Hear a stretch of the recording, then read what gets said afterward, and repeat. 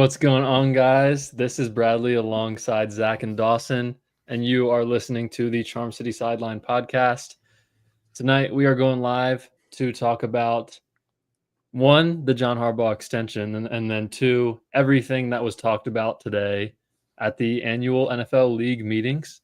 We were planning on talking about edge rushers tonight in the NFL draft, and we realized there's a ton of stuff to talk about because of the interviews from this morning.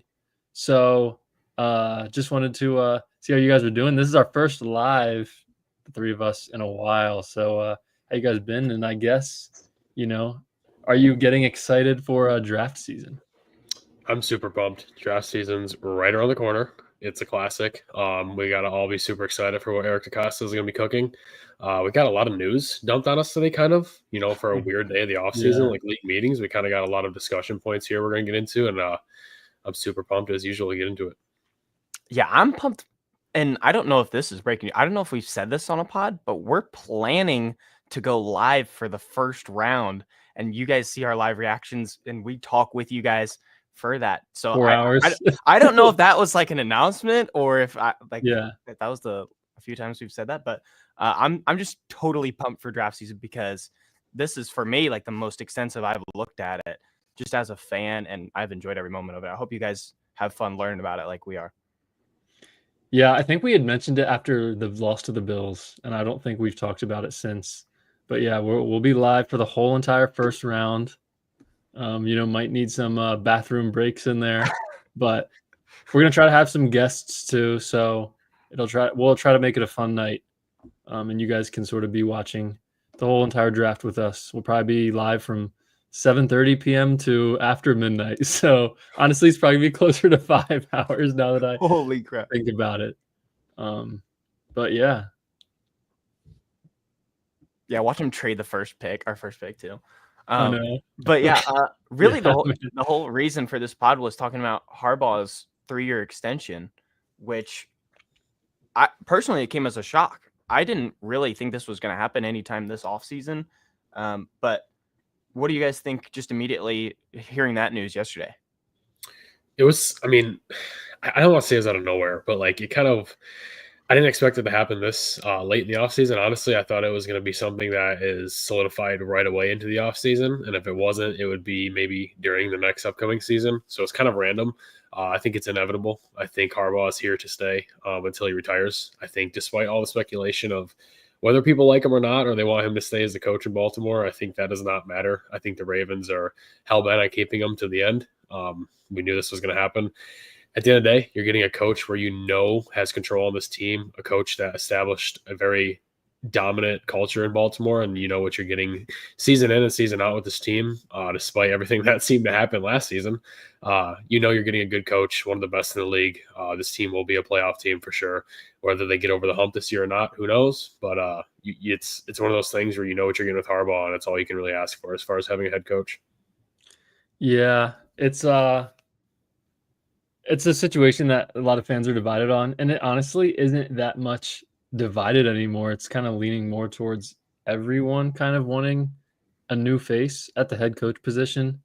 I've been one to be sort of, I guess, progressive, you could say, on this matter. I am definitely a grass isn't always greener guy. I feel like everyone kind of is. My take more so was just I was ready for Mike Macdonald, and that was sort of my take on it. Right now, I'm good with Harbaugh. He impressed me a lot last year. I think he proved a lot to me last year. I saw a tweet today that was, I can't believe we were 0-2 last year. I feel like we forget about that. Mm-hmm. Ravens were 0-2, finished 12-5. I think it was a great coaching job last regular season. And I think this was one of the first playoff losses in a while that there's really no blame to go on the head coach. So I'm fine with it. And this doesn't mean he's 100% coaching for the next 4 years either. You can fire someone can retire whenever they want. I don't know. I think it's not a big deal, I would say, as some have maybe reacted to it. And I think the trust in Harb still is always at a high. Whether the fans are bashing it or not is kind of just what Twitter's saying that day.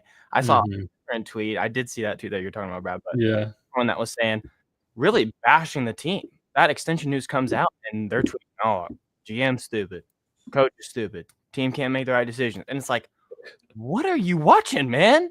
And then Lacey DeCosta, wife of Eric DeCosta, our GM, was like, "Yeah, buddy, there's 31 other teams. Like, if you want another team, go ahead." In the comments, it was awesome, and I'm just happy to see our team is still confident. There's all this outside noise that they always talk about can ruin a locker room, and for the Ravens, it never does. And I'm proud to be a part of that, just as a fan. Yeah, I like the point that Brad brought up too. It's, this is kind of the first, past season, of course, is what I'm talking about. This is kind of the first like playoff loss that I can't sit back and hopefully you guys all agree. You can't genuinely put blame on Harbaugh. Like, this team did not fall on the coach's responsibility. I think that they were not to blame for this loss. It goes more than that. I don't think there's one specific reason to blame or player or, position group. It's more so just the team fell apart against a really good opponent in really tough conditions. And you're missing, a really key player in Zay Flowers, of course. So all that adds up, and it makes it really difficult to overcome. So, I mean, I am proud of the team. The beginning of last season was very scary, 0-2. I mean, it's 2 games, but in the NFL, that's huge. That, does a lot of things down the line. And the Ravens recovered, rebounded, and, got back to the top. And, it's despite all the things that were going on too last year within the locker room and all the little odd stories that came out and stuff with players and position groups, like, the team stayed on track and they made it happen. So it's like, as far as, a team leader, Harbaugh is one of the best in the league, and he has been over the past, almost 2 decades now. And it's like, I get, there's another universe out there where, us Ravens fans would like to see what can happen under a new face, but at the same time, it could be good or it could be really bad. And I think the Ravens are, the team they have right now is not in I wouldn't say it's an ideal state to take a big gamble, a big swing that, who knows what. So I'm pretty content with running it back with, having this familiarity and, continuation in the locker room. Mm-hmm. Was there that meme of Drew Holiday and Chris Middleton, the 2021 NBA Finals, when they were down 0-2 and they were laughing and smiling at the press conference? Mm-hmm.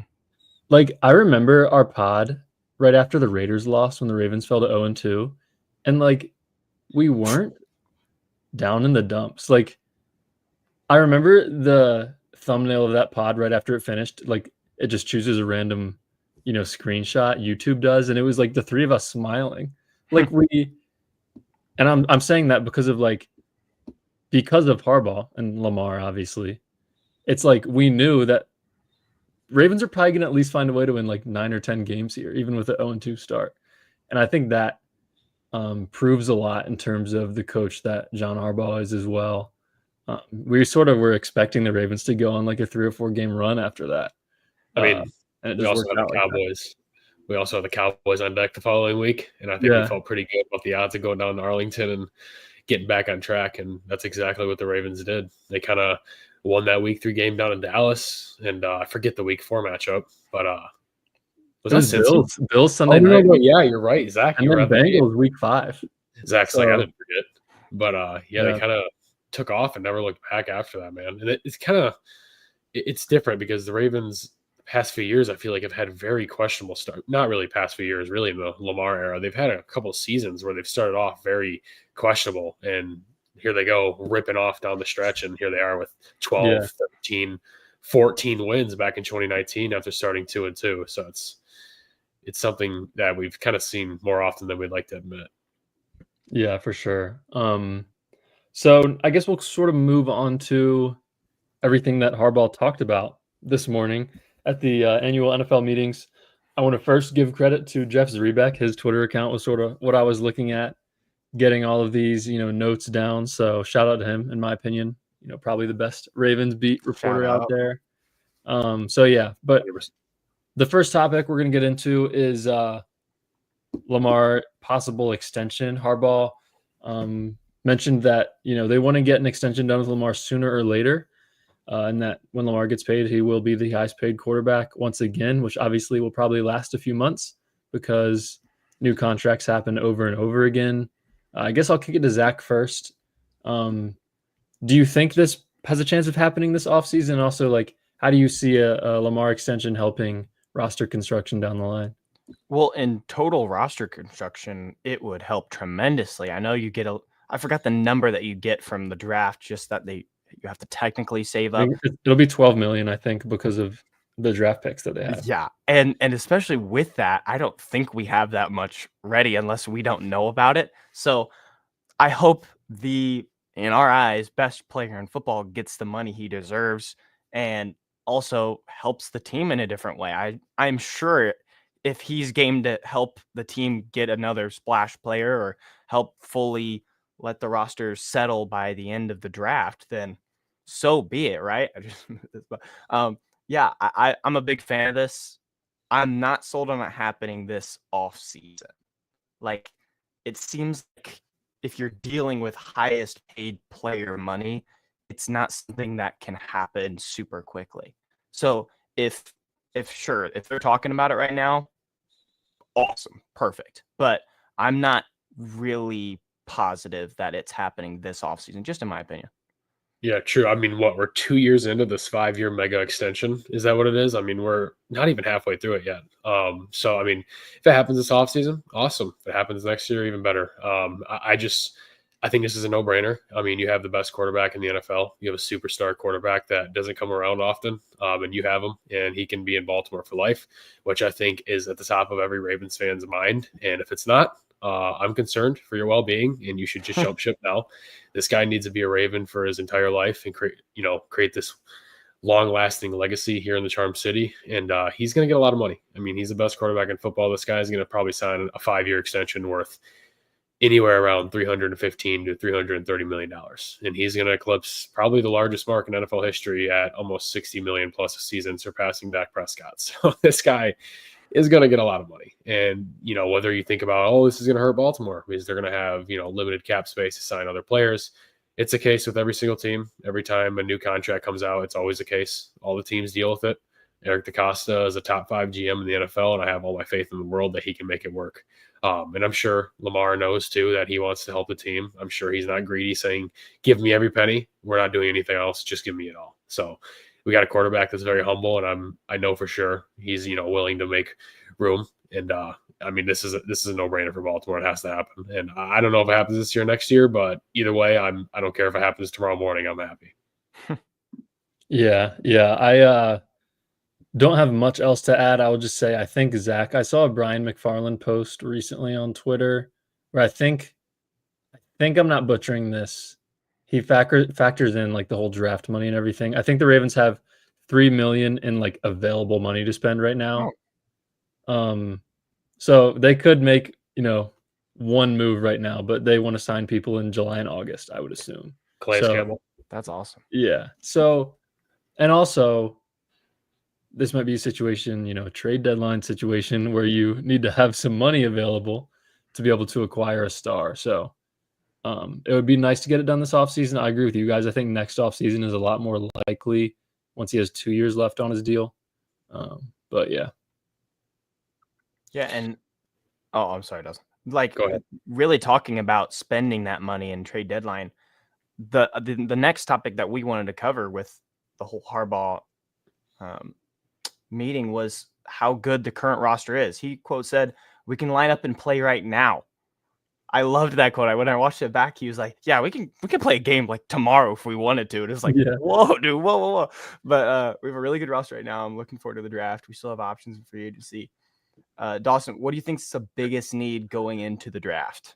I'm going to say pump the brakes, old Harbaugh. I respect you. I'm going to say pump the brakes, buddy. I don't want to play a game tomorrow unless you want your DBs back there covering for 25 seconds. I don't want this happening.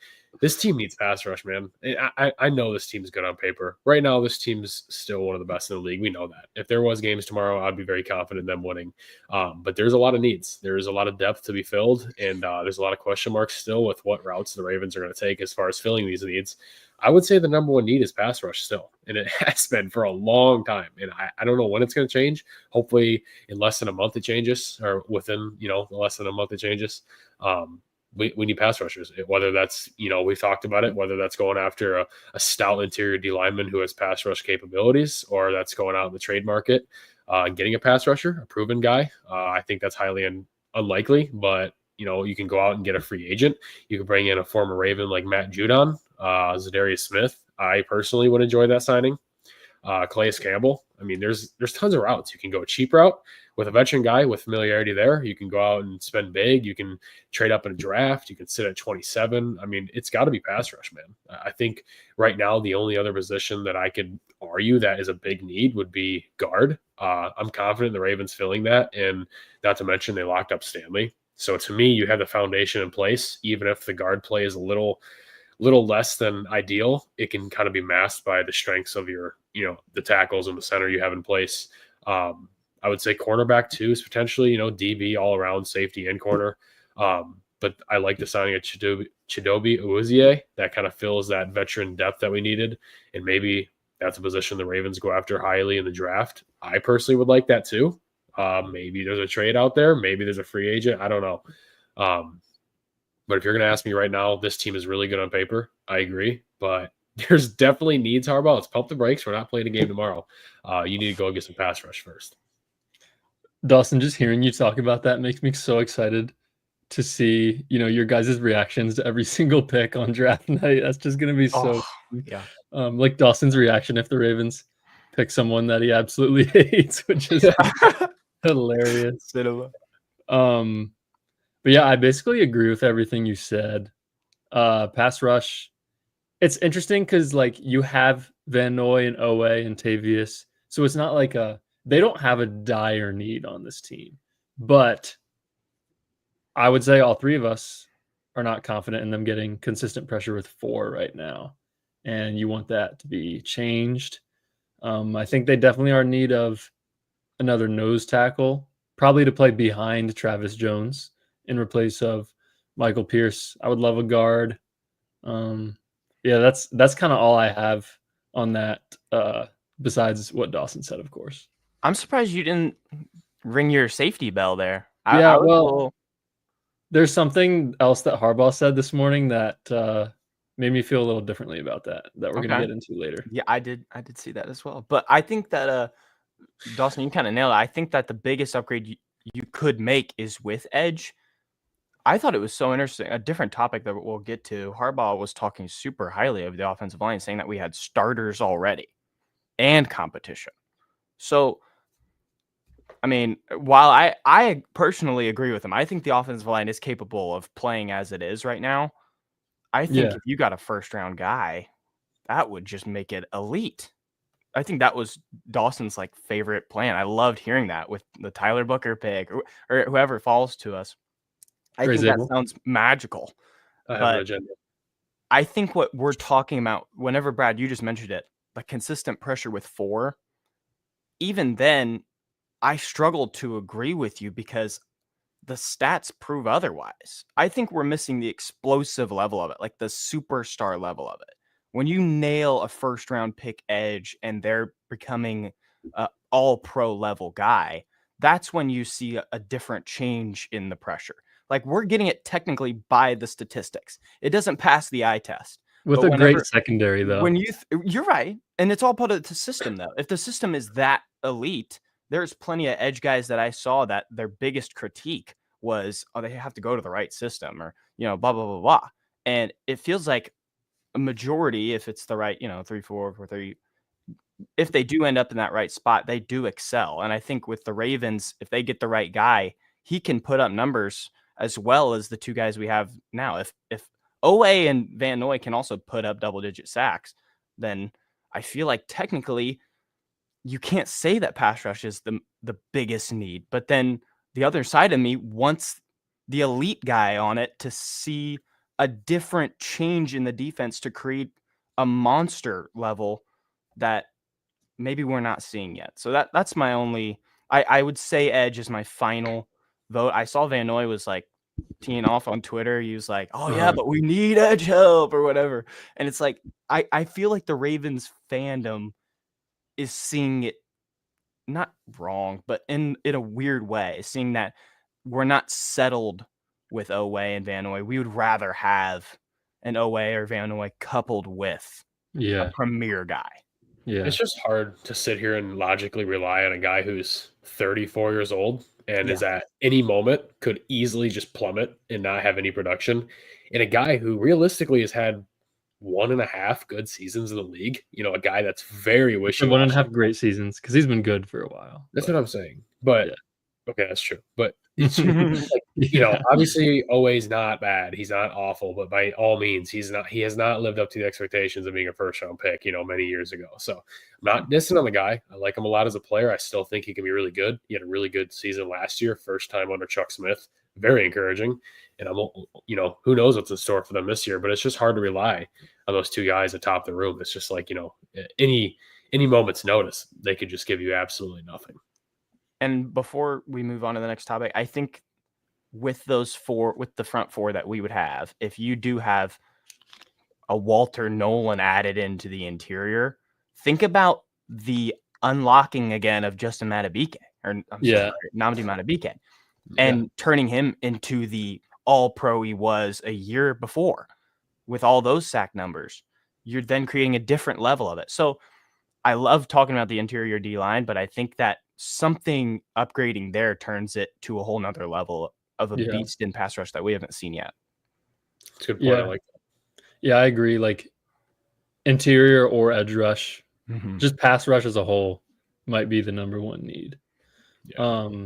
So getting into this next topic, it's something that I would say is a little hard to talk about, but we kind of need to.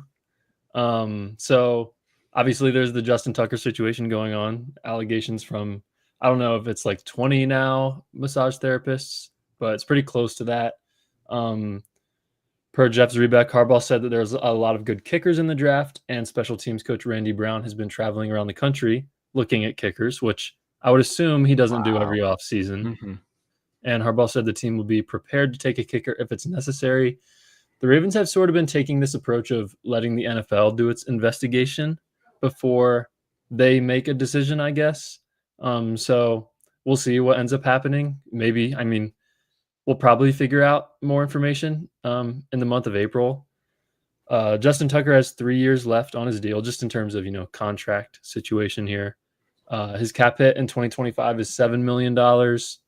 They would save $4 million with a post-June 1 release.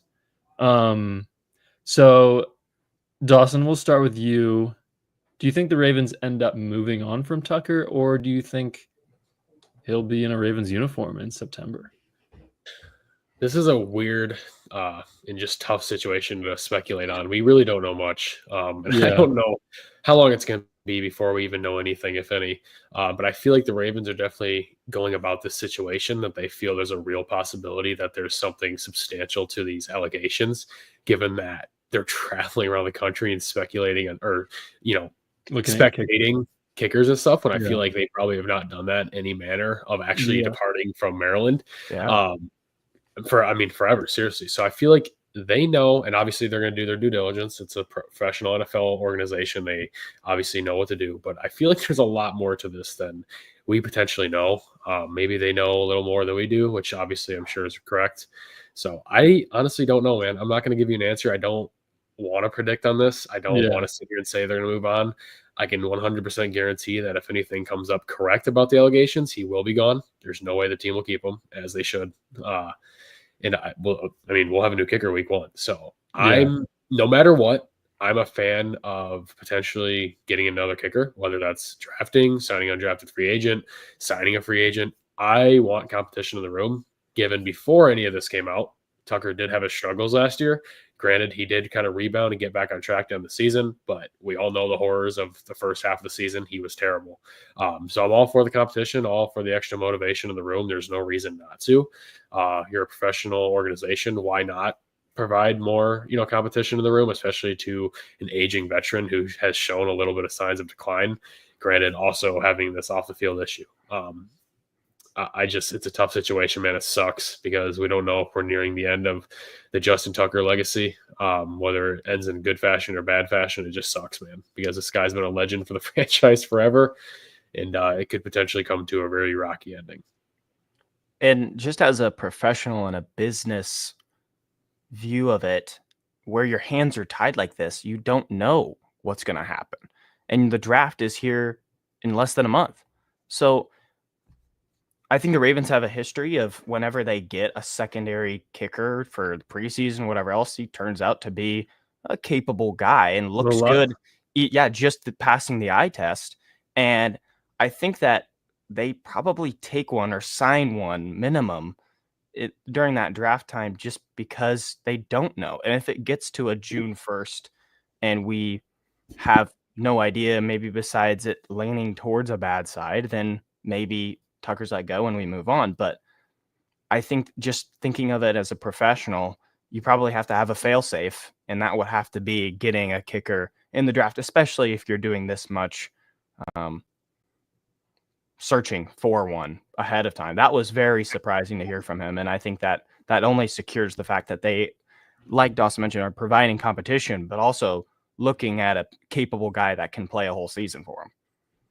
Yeah. What was I going to say? I feel like my hope is that they're planning on drafting a kicker and they just, because if you think about it, like if they were planning on getting rid of Tucker, granted, there might not be much like traction for a 6th round kicker, but like still, if you're planning on getting rid of Tucker, you'd probably want to wait till after the draft so you can like get a Ryan Fitzgerald without another team like picking him before you or something like that. So maybe they are planning on just waiting until after the draft. I do think they're waiting for this NFL investigation to finish up, but yeah, I guess this is a situation where we'll see what happens. So yeah. Especially given the Ravens have 11 draft picks and not 11 needs. So there's no reason why they can't pick a kicker. Yeah. Mm-hmm. And listen, Zach, real quick. It's funny because I, in my time of being an NFL fan, I have never been scouting kickers in March and April. But I've done it a little bit, and like there's a lot of good ones. And I'd be confident in the Ravens organization and coaching staff to get a guy and have another really good kicker, I think. That's well said. Yeah. That would look crazy. Yeah, just the thought of not having Tucker as a kicker. For me, I have not been a fan of the Ravens or watched football, and Tucker hasn't been kicking. Bro, did not see Billy Cundiff. Right. Oh God, so dude. I mean, it would be a whole new world to me and my fandom too. So, especially the young Ravens fans out there. Yeah. I'll tell you, that was the first and last time Billy Cundiff was mentioned on this podcast. Sorry. So another situation brought up that kind of got tied up a little bit, but obviously no guarantees. Harbaugh talking about Mark Andrews. Said he's in a good place, talked to him and been in touch. He expects him to play next year, obviously. A $17 million cap hit is a little alarming. Could have saved $11 million if you had moved on from him here. I forgot what day it was, but it was a few weekends ago. A couple weeks ago. How do you guys feel that decision was tied up completely and Mark Andrews is going to be a part of this offense for sure next season? Yeah, I think. Well, I guess I should say, unless anything happens in the draft, there's still that speculation. Yeah. I'm gonna just say I don't think Andrews is going anywhere. I don't think a team's gonna offer any substantial deal, given the Ravens, any reason to move on from him, and that's what it would take. The Ravens are not gonna just move on from this guy in a light manner. It would take a junior of a king's ransom to get this guy from Baltimore. And I mean, deservingly so. He's a franchise leader in a bunch of categories, and he's a legend. And he's a top 5 tight end in the NFL. And I don't really know what to say. I'm pumped at it. He's a good element to this offense. I was in the universe of potentially this team does benefit from moving on from him this offseason. That kind of came and went, didn't happen. And now we just got to hope that they use him and Isaiah Likely in a 50-50 mindset, because Isaiah Likely 100% deserves just as many reps as Mark Andrews does. And despite, the crucial unfortunate drop in Buffalo in the playoffs, this guy is still a legend of the team. He's still a fantastic tight end. Don't overlook that due to one play. And I know I'm in the minority here. I was one that was on ship and moving on potentially, like I said, but there's nothing you can do now. He's going to be on this team next year and moving forward at the bare minimum. I think there's like a less than 1% chance he goes anywhere, especially given that the tight end class in the draft this year looks to be amazing. I mean, there's some really good tight ends in this draft. And I don't think a team's going to be looking to make a huge move when they can just get one for far less. So I'm pumped. We get our guy back, and hopefully he's motivated more than ever after such a terrible end to a season. And I think he's obviously seen all the doubt in the, just the speculation of how he is as a player, a dude. Unfortunately, fans they're brutal, man, especially after a play like that. It gets to you. I'm sure it's brutal as an athlete. So I would say the Ravens are going to get a very, very motivated and determined Mark Andrews this next season. Yeah, if I were Eric DeCosta, I would have moved on before the bonus. Trade, release, I would have moved on. Now, I think you save a lot less money after the bonus. I think it's now $7 million you save, which, I mean, and also with the fact that free agency is gone, it's like, what are you saving money for at this point? I guess, like I mentioned earlier, maybe a trade deadline or something like that. But, I don't know if I'd say definitely.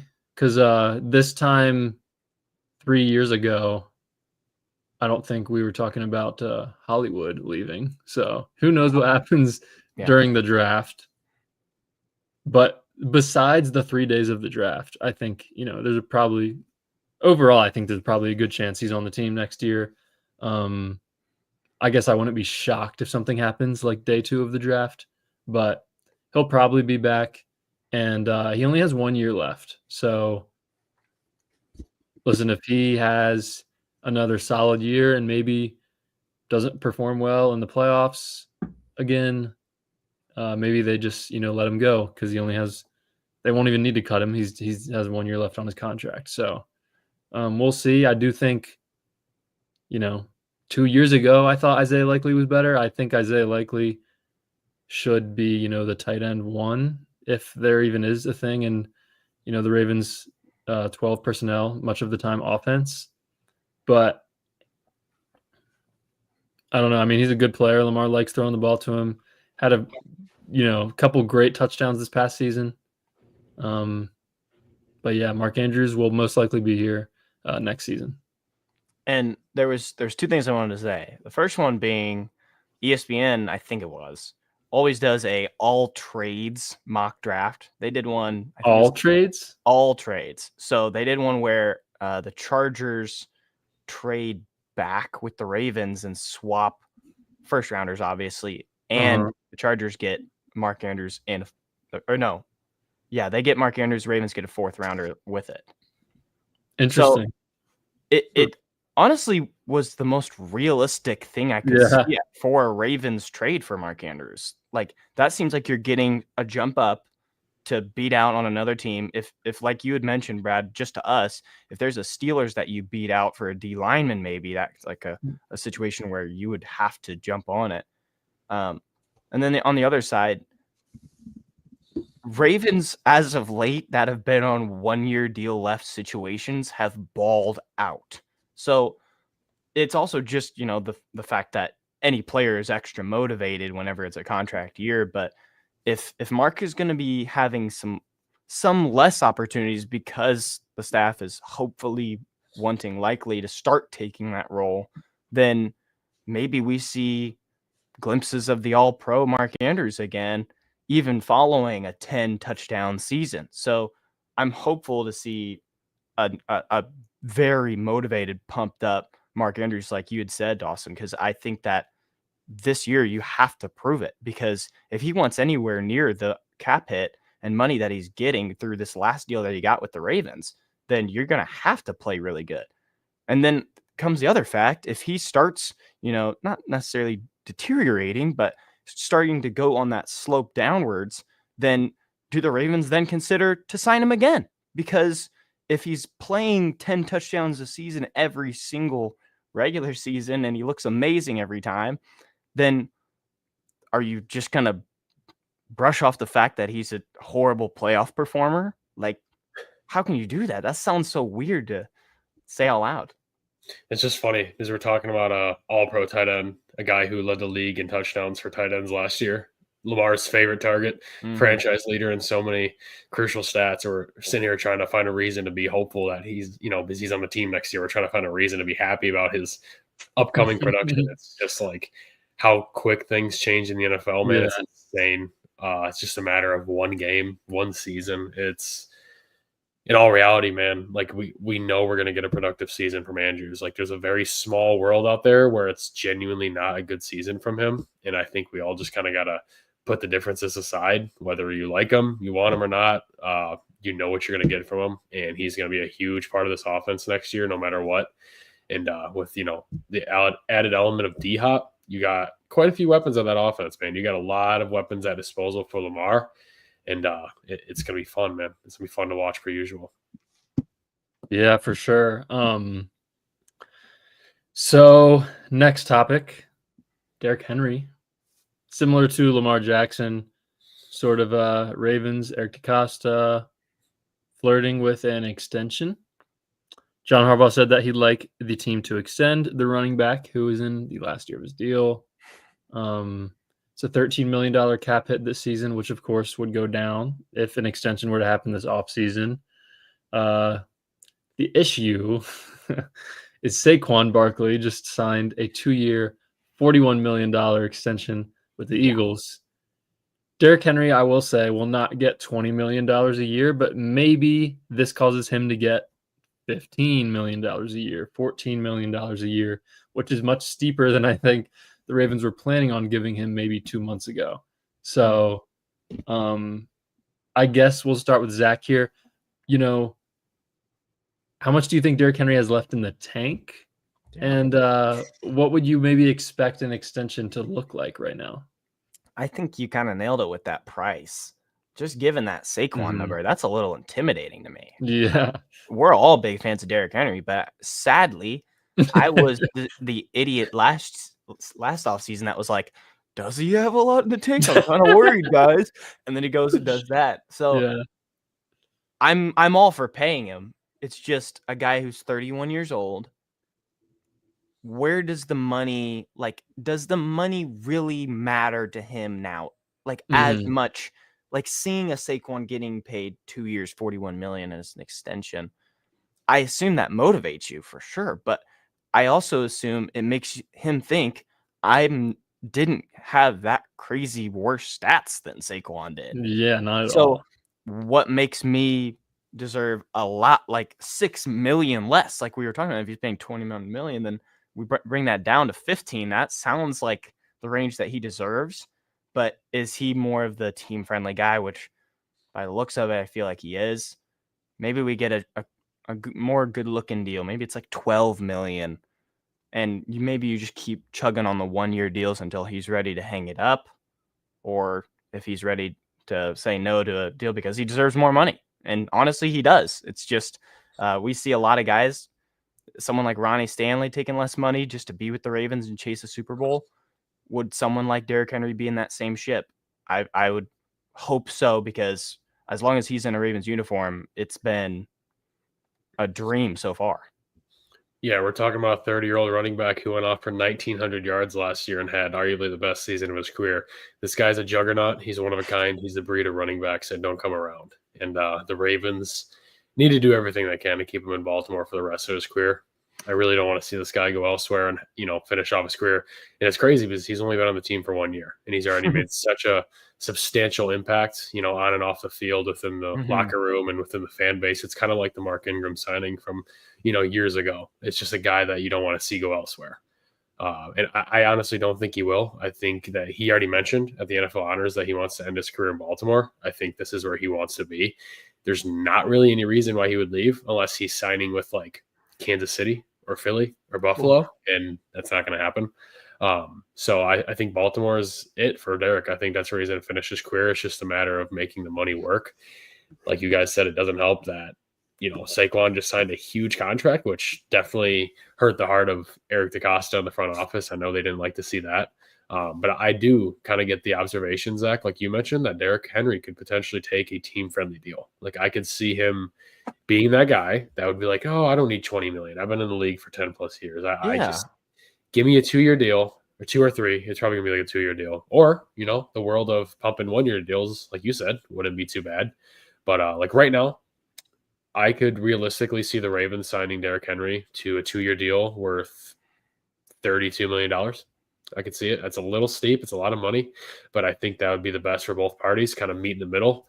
We're not going to give you 20, but we're not going to give you 10. We're not going to lowball you. We'll kind of meet right in the middle. We know, me personally, I have confidence in Derrick having a really productive final 2 years. If that's the case, I don't see him as this type of running back that just falls off a cliff. He's too powerful, too big, and too athletic to be that kind of running back. He's just, you see the way the dude trains. We all saw the video probably a couple of days ago where he was running up the hill with chains tied around him. I think it was yesterday. He was running up a hill with chains tied around his waist. The dude's a freak. He's that kind of athlete, man. I think he's going to be good until he calls it quits. And whether that's, next year or the year after he turns into a situational running back who's not a 3-down player, that's, that could happen. But either way, I'm all for signing him to a 2-year deal. You're going to get great value from it. These running backs don't come around. And right now, realistically, why try to look elsewhere if you don't have to? Why think about, the next couple of years at running back position if you don't have to? Just sign Derrick, call it a deal, and ride off into the sunset. Yeah. What's interesting with this is like Adrian Peterson was good until like his mid-30s, right? Yeah. And, we see this sometime with freak athletes. Larry Fitzgerald was good at 38. What if Derrick Henry is like good until he's 36? You know what I mean? Like, what if he has 5 more 1,000-yard seasons in him? Wow. Like, maybe he has 2 more, but like, what if it's 5? And that'd be pretty cool if he did. It feels like it, like that's real. Like Derrick Henry, it feels like that's what's ahead of us. Like we're sitting here talking about 2 years, but I feel like he very easily could have like 4 good top of the line like running back seasons left. Like the dude's a freaking monster. He's 31? Like he's still not super old. And like maybe it's a situation where, maybe next year he rushes for 1,500 and then it's like 1,300. And then maybe it's like 2 years from now, maybe the Ravens draft a running back in the 2nd round and they sort of split carries. And then Derrick Henry still is able to have like very efficient seasons, I guess. But yeah, I feel like, 2 years, 28, probably the lowest you could see it at. But, obviously we all hope Derrick Henry retires as Raven. And I would bet money on him never playing for another team too. So, yeah, I agree. Yeah, I'd love that. And just that video, like alone, that gets me so pumped to see football again. Yeah. Oh my gosh, that was amazing. Another topic I mentioned it earlier, probably the most sticking to me quote of the entire meeting from Harbaugh, saying that the O-lineman that they have now, he believes is starting caliber. He said he's happy with this state, but there's room to add a few more pieces up front. Brad, what do you think about Harbaugh's assessment of the offensive line right now?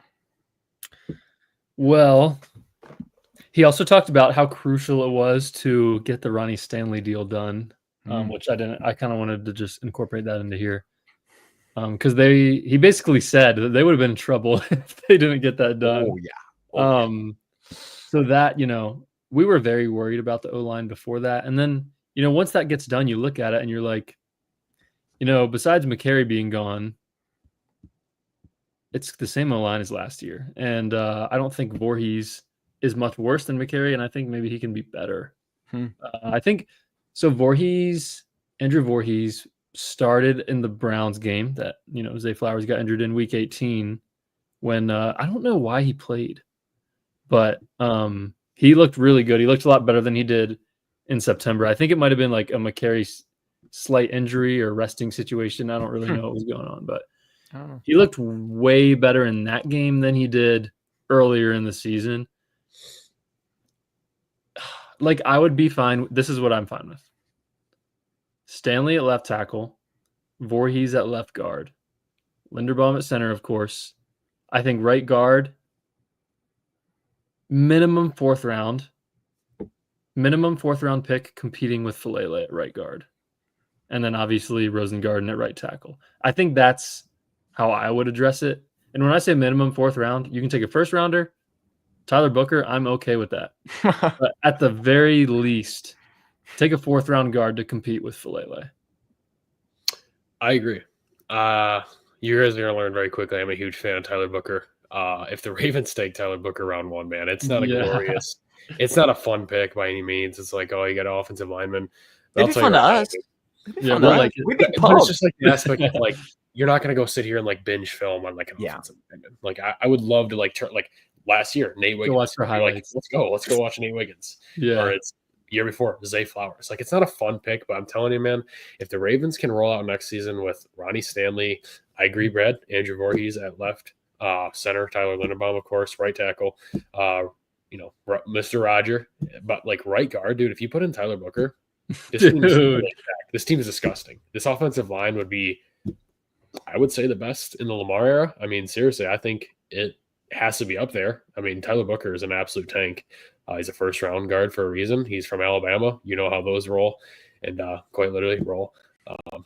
Funny joke. But, like, I think if the Ravens have a chance, man, go after somebody early, spend the capital, solidify the offensive line, dude. Like, get these guys – like stout in front of the line because you have Lamar Jackson and Derrick Henry back there. It's like, why wouldn't you go and extend all the efforts possible to build a freaking wall? Have one of the best in the league. I am not confident in putting Falele back out there. I just can't watch that. Launch him out of Baltimore, please, with all the respect. He's just it's sad because he's huge. He had such a good trajectory coming out of Minnesota years ago, and it just has not worked. Like I've given up on that project. I think it would be so fun, man, to just solidify this offensive line anymore. And I think Voorhees is going to be a really good player. I think it's going to take time with him, of course. He's still coming. He's had a really tough injury, and those take time to come back from, at times. So I'm super pumped for it, and I cannot wait to dive into the offensive line podcast here within the next few weeks or so leading up to the draft. That's going to be super fun. Get ready for that. I think what's funny is the team emits an energy that they're almost more confident in a side like Falele instead of a Voorhees. Yeah. I think that's the craziest part. If all the fans have gotten into this weird stage of Falele stinks and he's got to go, I hope a fourth rounder comes in and takes his job. I hope a fourth rounder is good enough to take over his job. I just don't think it's going to happen. I think, if anything, a fourth rounder goes in and competes with someone like Voorhees because the team is not that trustworthy of him. If you see Falele progress over the season, I wouldn't say it was all perfectly exponential growth, but it was good enough to be a starting caliber offensive lineman. I wouldn't say I've jumped ship yet, but I hope that one of the guard spots is given good enough competition, like you guys both mentioned. That's all I could add. Yeah. I agree with you guys, of course. Getting into more of the defensive side of things, not as much over here, but there was some talk about Trenton Simpson.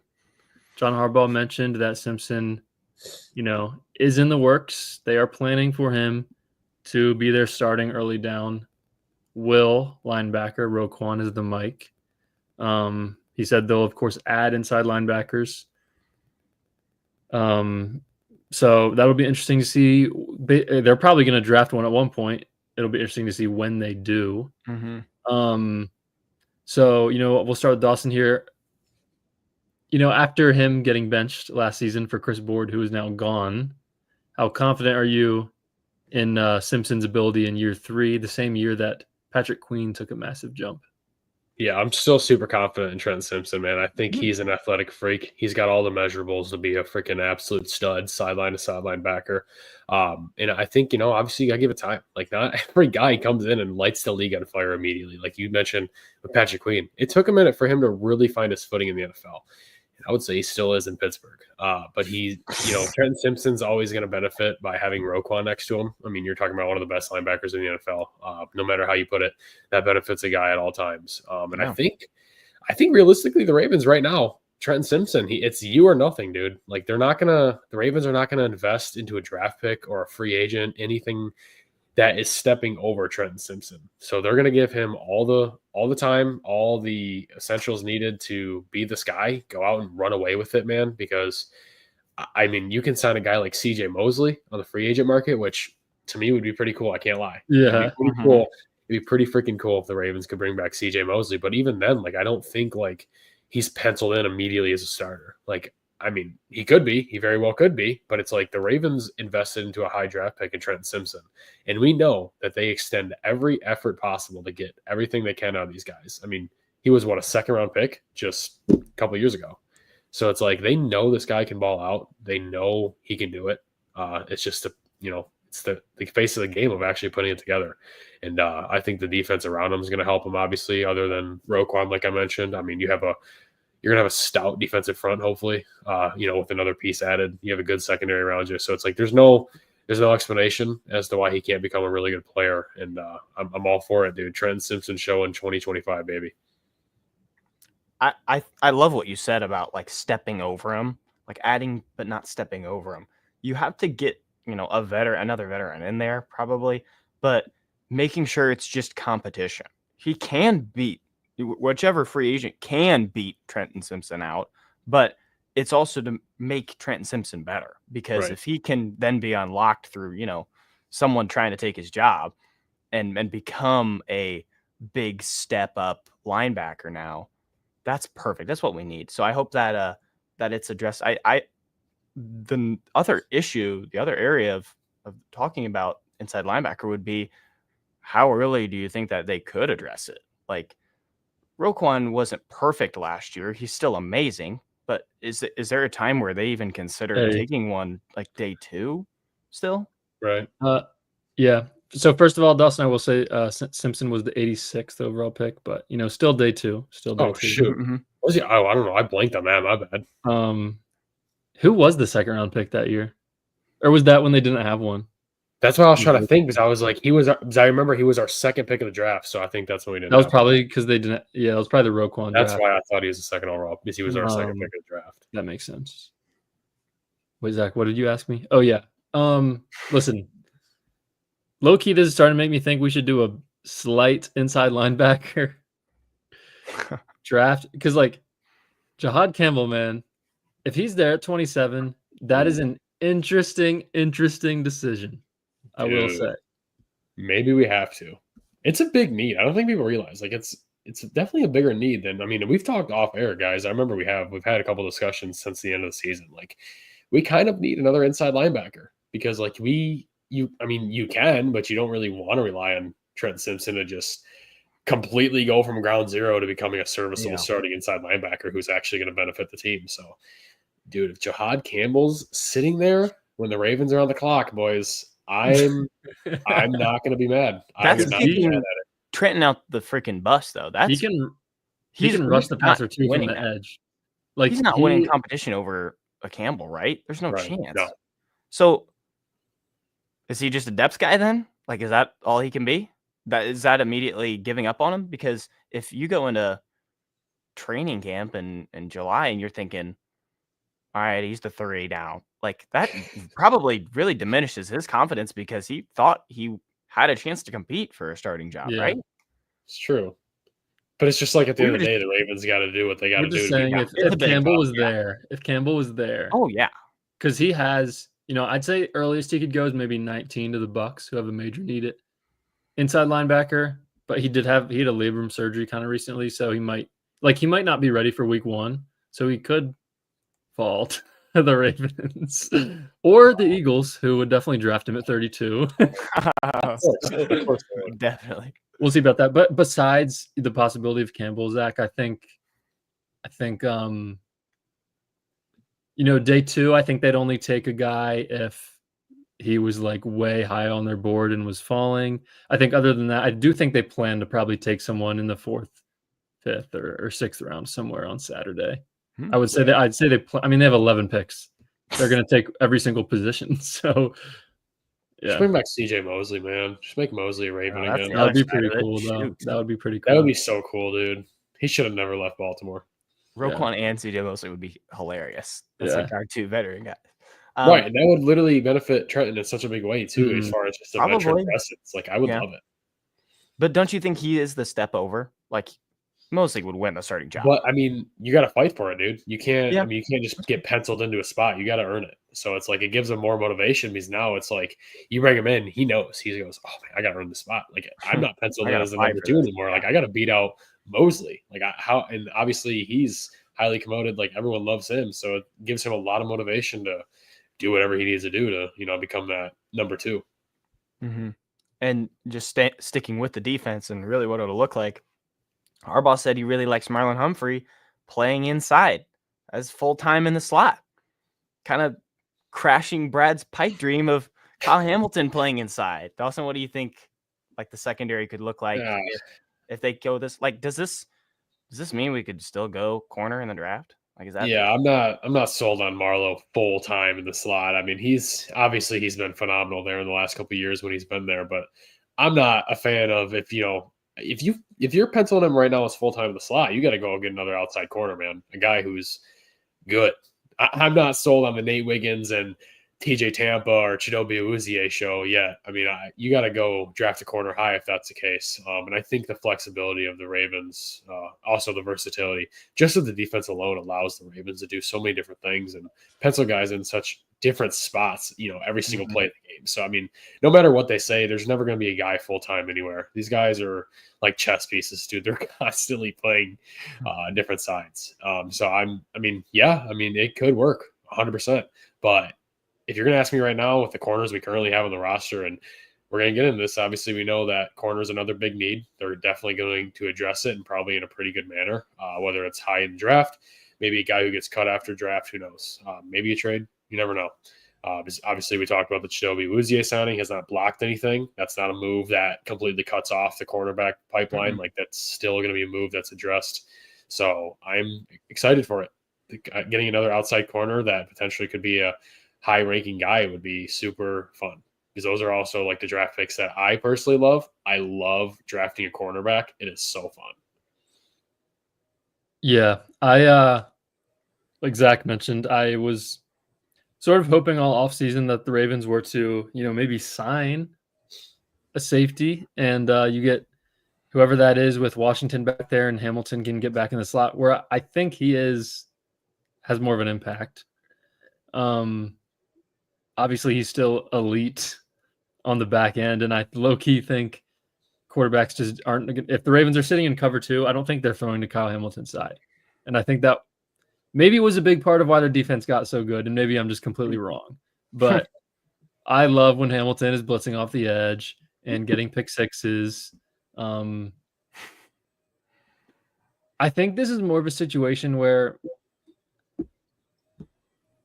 like, the Ravens will adjust to their BPA strategy per se. So, like, Harbaugh's basically just saying he likes, maybe even prefers Humphrey playing inside, but if they have Malachi Starks super high on their board and draft him, then Marlon, you might not be playing inside, right? Like, I think they maybe they prefer Humphrey to play on the inside, but like, it's not a guarantee, I would say. So we'll see what happens. Julian Blackmon is still available. I think he might just be waiting at this point. Some of these players like to, I don't want to like sort of call these guys out, but I think they maybe like to not be at all the mandatory practices in like May and June, and maybe they like to wait a little bit. Or maybe Julian Blackmon's not getting the offers that he wants. I think that'd be a great signing for the Ravens as a safety. So we'll see if that's one of their later signings that they always classically do there. I love the versatility that the Cheeto signing really got him, because if you're a veteran minimum deal, does that mean that you just got him for that cheap and you want to play him and have the I don't know what it's called, really the complete outweigh of value, as in hoping that he is a capable starter for them? And it means that if Marlon is inside, then maybe Harbaugh is just confident, like you said. Like maybe that's just the confidence in how the defense finished and Hamilton being in a very, very elite position in the back end. So I feel good either way. I just love the versatility that it gives you. It continues the best player available strategy, and it also says, well, we're confident in Cheeto and we're confident in Nate being on the outside, which would be awesome. I hope they are. But on the other hand, I'm with Dawson. I think getting some guy early sounds pretty sweet. So yeah, it just adds more fun to the draft. Sure. Dude, that'd be so fun if the Ravens can take like an edge rusher round 1 or something and then address like with a safety or corner round 2 or vice versa, flip them. Like it'd be fun to get. I mean, obviously in the offensive side of the ball, we don't have many needs. You know, we can go, I would say the only one in rounds 1 or 2 would be like take Tyler Booker. So, I mean, we're going to get into it with our draft episodes, but it's like, I don't see why the first and second round are not back-to-back defense. Like really, I don't see why it's not DB and corner. Or DB and corner, DB and pass rush. Sorry. Yeah. So yeah, exciting times. But yeah, I think that's gonna be all for us today. Went about an hour. Thanks, guys, for watching. We appreciate all the support. Like the video, subscribe. Helps us out a ton. You can find us on Spotify. If you'd rather listen over there. And yeah, we'll be getting back to draft videos. Like I mentioned earlier, we were planning on talking about pass rushers tonight, but obviously there was more important matters. Think we'll do edge rushers Wednesday, safeties Friday. So be on the lookout for that. All you fellow draft nerds out there hanging out with us. And yeah, with that being said, we will see you guys next time. Peace.